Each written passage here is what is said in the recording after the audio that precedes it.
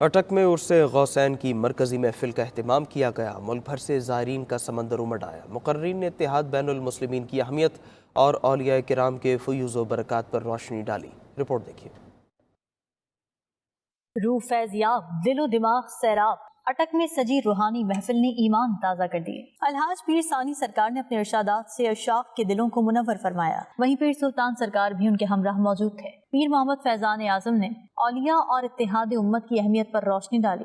آج لوگ فروعی مسائل میں اختلافات میں الجھا کے امت کو کہاں سے کہاں لے گئے، اور یہاں سے وحدت کا کانسیپٹ ملتا ہے، یہاں سے یکدانگی کا کانسیپٹ ملتا ہے۔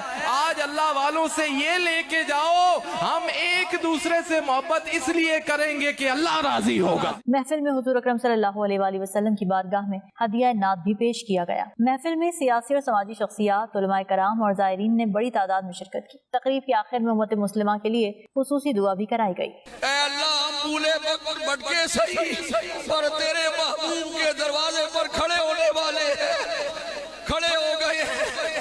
اللہ اپنے محبوب کے صدقے سے ہمارے دامن بھر دے۔ محفل میں شرکت کے لیے دور دراز سے آنے والے زائرین کے لیے لنگر کا بھی خصوصی اہتمام کیا گیا۔